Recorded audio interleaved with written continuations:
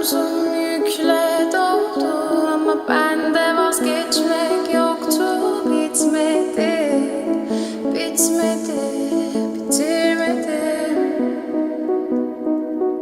Ben özel değilim ya da öyle bir şey, ama sen varken hep böyle hissettim, böyle hissettim. Yanan her şey gülmüyor olmalı, bunu sen de hatırlarsın da artık